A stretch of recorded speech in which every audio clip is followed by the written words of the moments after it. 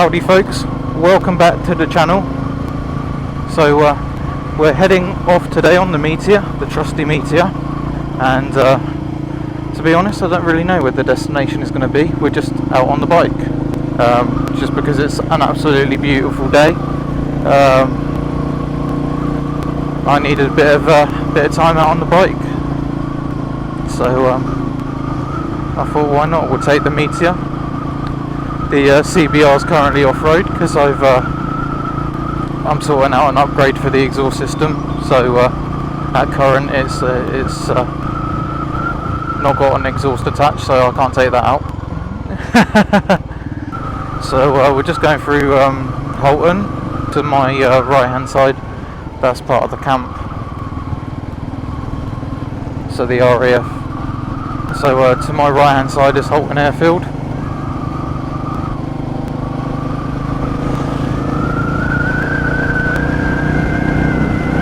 Where you could probably catch a plane. No, I'm joking. You can go up in a glider.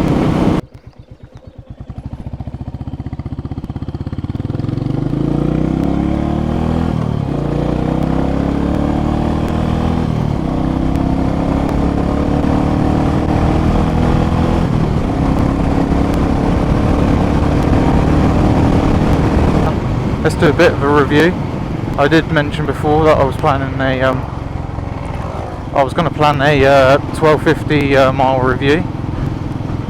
So basically the running in review.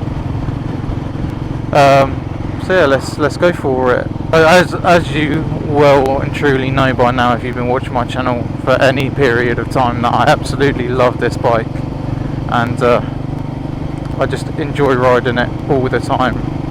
I just think it's absolutely fantastic. The ethos of the bike is just brilliant. It's laid back motorcycling. It's laid back cruising. It's not a fast bike by any means, but it can certainly get up to speed.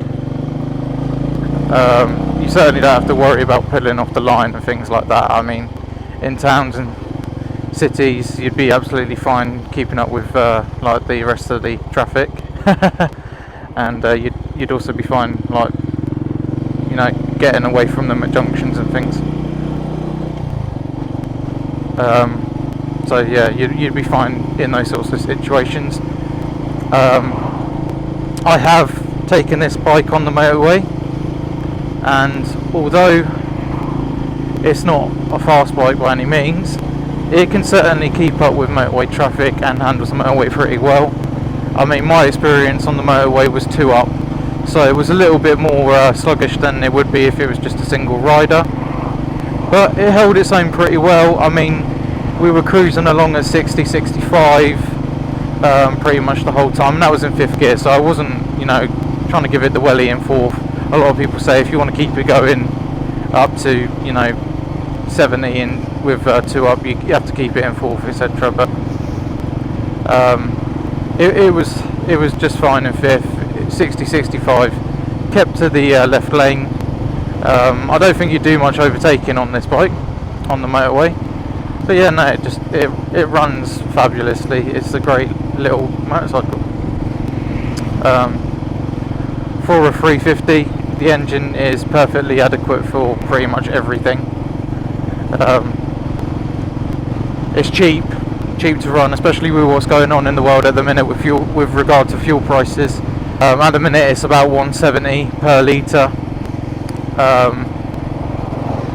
for unleaded, and that's just standard unleaded. That's not super, that's not E5, that's E10.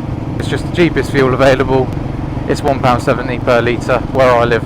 This bike, so far I've been getting around about 105 to 110 miles per gallon, depending on how I ride it, and I must say that is absolutely fantastic.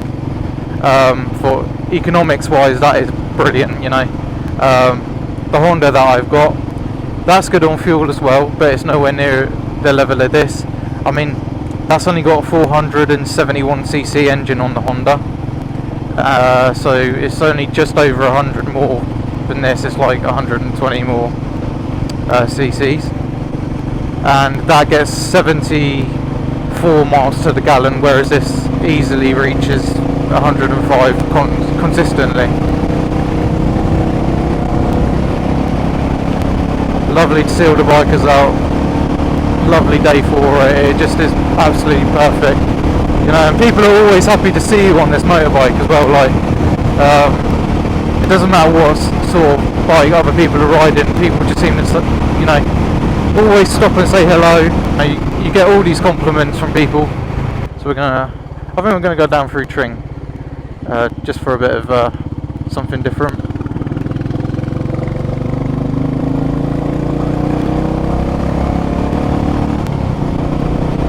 I just love how this bike sounds as well. It just always sounds so nice. So far so good. I mean, I've not had an issue in the amount of time that I've owned it, apart from obviously what happened with the bike then, but that wasn't the motorcycle's fault, that was the dealership's fault. It wasn't an actual issue with the motorcycle either. It was just obviously a registration issue, so it was only like paperwork issue and legality issues. So it wasn't anything that would impede the actual bike itself. It's not a bike that makes you want to go stupidly fast either. You know, when I get on that Honda now, I'm sort of like, oh, I can open up a bit here. Let's you know, go for it. But when I'm on this, I'm happy to just sit back and enjoy the scenery, enjoy where I'm riding, enjoy what I'm riding on. You know, which makes a lot of difference when you're. I think it makes a lot of difference because you actually you enjoy the ride more. You're not focused on other aspects. You're just enjoying the ride, and I think that's its greatest asset really of this bike, is that it's just enjoyable at any speed. The handling is fantastic. Like, you can throw it into any bend, it's just so flickable. I mean, I've obviously done a few mods to my bike, and I've got it looking how I want it to look and whatnot. It's not the standard spec for this colour scheme, etc, etc. But I'm really happy with how it looks, how it handles with the added extras. The price point of this bike, it's absolutely fantastic, you know. Like, what motorcycle can you get for this sort of money that brings you this sort of joy? I mean, I suppose a 125 could equally bring you as much fun and happiness. So, you know, I guess there is that. I suppose any bike you get can bring you that so much joy. What bike can you get that would bring you this much joy? And I guess value for money, because its build quality is fantastic, I find. I've had no issues with the build quality at all. I've looked after it. I've made sure that I keep it clean. In the winter, I washed it. Not all the time, but you know, I kept it decent. I washed it, you know, like once every week at least, just to get all the salt deposits off. And I've had no issues. There's no rusty issues, no pitting and stuff that I've found anyway, and I've been all under the bike. I guess the only thing that does sort of take a bit of a hammering regardless, and that's with cleaning it and making sure it's you know, covered in stuff, is the junction box for the exhaust. That isn't, I guess that isn't as good as quality as the rest of the bike, because I do find, you know, that looks a bit more, you know, it's not rusty by any means, not rusty, but it definitely looks a bit more pitted. But then it is under the bike, and it is in the firing line. Although I do have these, you know, like the sump guard on, I guess, you know, the sump guard doesn't extend back far enough to cover that, so that does pick up a bit of dirt, that does get a bit of, you know, rubbish on it, so it does get a bit more hammered, I guess, than the rest of the bike does. But I wouldn't say it's bad, I wouldn't say it's in bad shape. Like I say, as long as you keep it clean and you keep, you know, you look after it, it'll be absolutely fine. I've had no issues with this bike whatsoever. The only thing I do find annoying though is the tripper, and I think it's a brilliant bit of innovation. It's a fantastic bit of kit to have on your bike, do not get me wrong, it is great, but there are some downsides to it. And I found that if you're out and about and you lose signal, because it runs, so for those of you who don't know, the tripper, which is this thing here, that's the inbuilt sat nav for your motorcycle on this. It runs using your phone, which is no problem because, you know, like your phone is constantly connected to GPS as long as you have that turned on. It doesn't use like your data, etc. So you're not eating away at your data or whatever using it, it just uses your GPS. The issue is that if you do lose GPS signal, which can be quite easy when you're in the countryside like this, even for a split second, it can really throw the actual tripper off, so the app gets thrown off, and then it sort of struggles to find its feet again. It then starts sending you around in circles. I found, like, it'll still tell you where to go. Some people have had an issue where it just keeps spinning, like it comes up with like the spinny icon. I've not had that issue, but what I do have is the issue of it can't decide where you need to be going. It's trying to send you to your location, but won't. It'll sort of look at where you are. It'll think, oh wait, we need to go down this road, and it sends you down that road, and then it sends you back out of that road, and then it'll sort of send you back around in a circle, and you'll constantly be going around in a weird circle. Or it'll find another weird route, and then it'll do the same sort of thing again. It won't get you to your destination without like switching off the bike, resetting up the tripper app, and resetting your destination. Then it'll work fine. But again, if you lose signal at any point, and that's GPS signal, not mobile phone signal, it will then have the same issue, which can be quite, it is quite annoying when you're out and about. That is my only gripe with what otherwise is a fantastic machine. But that again isn't the bike itself, it's an accessory that is a lovely piece of kit to have as an add-on. It doesn't always work. When it is fully connected though, it's a fantastic bit of kit, and I've used it numerous times and it's worked perfectly, and it's great. It's just that every so often you go out, you do go somewhere where it does lose a bit of signal, it does have that issue, and you're like, bugger. So then the best thing to do is to if you have a quad lock or anything like what I've got here, just basically whack your phone on and just use your actual phone, because if the phone loses signal, it doesn't send you on a wacky, it doesn't try and send you on a wacky course afterwards when it does reconnect, sort of thing, whereas the tripper does. I don't know if that's going to be fixed in updates, because they do update the app, they do update the tripper itself, so yeah, I don't know if that's going to be sort of fixed through there. I guess you'd have to wait and see. That is practically my only issue with it. Apart from that, it's absolutely fine. Like I say, comfy bike. I've put the touring seat on this bike, and I do find that for me personally, that does help with long distance riding. Although the standard seat is a very, very comfortable seat, and it's a very nice riding position on that as well.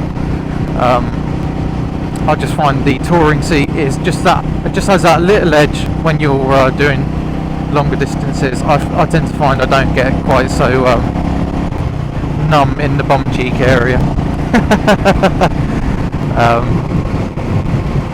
because that's obviously quite a common issue with motorcycling, is the seat, and how long can you sit in that seat before you start to feel fatigued.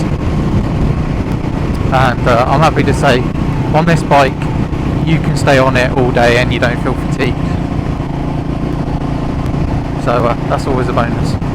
So yeah, that's sort of my review of the bike at this stage. I will do another one at a later stage, but yeah, for now that's where I'm at. I'm at. If you've got the sort of money and you're in the market for a bike that isn't stupidly fast and you're happy to cruise along, and you're more about the aesthetic and the feel of the ride rather than just like hooning it everywhere, this could be the bike for you. And what I would recommend is that you get down to your local dealership and you book in a test ride, because I guarantee you won't regret it. And at worst, you won't like the, at worst you're going to go, it's not the bike for me. And if it is the bike for you, then jolly good. But yeah, that's what I would say. Get down to your local dealership, test ride one. So for those of you eagle-eyed viewers, we are at the Ashridge Estate. So there's the monument here in front of us. I'm hoping you can see that on the action camera, because I know these sort of cameras tend to flatten things out, and you don't usually see things that are too far away from you very well and in much detail. So it's a lovely place, and I do enjoy coming here.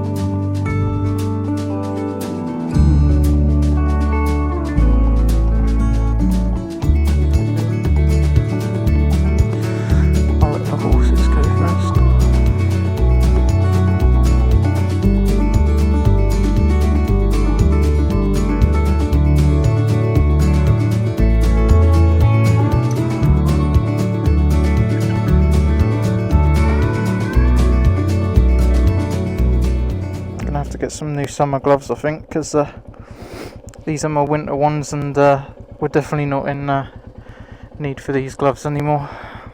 It's far too warm for these sort of gloves. Hands are on fire.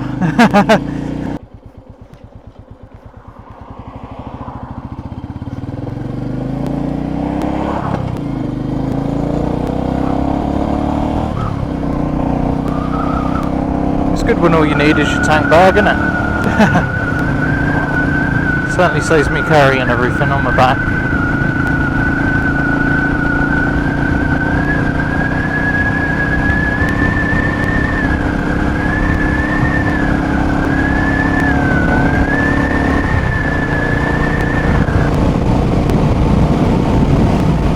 Loving that bit of airflow through the helmet. Oh, lovely jubbly.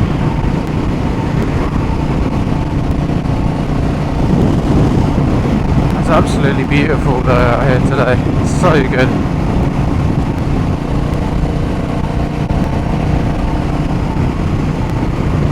So nice to be on the bike and enjoying the sunshine, enjoying the weather.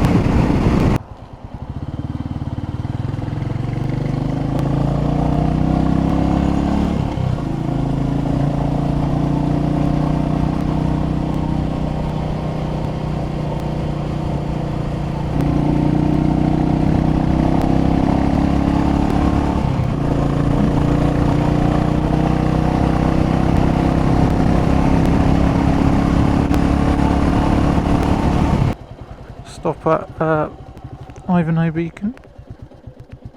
That bike looks familiar.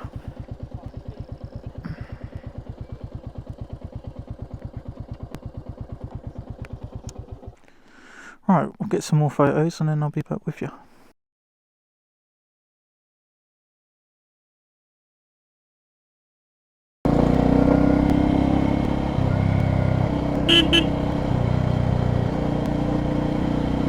Well folks, we just stopped off at Ivern Beacon.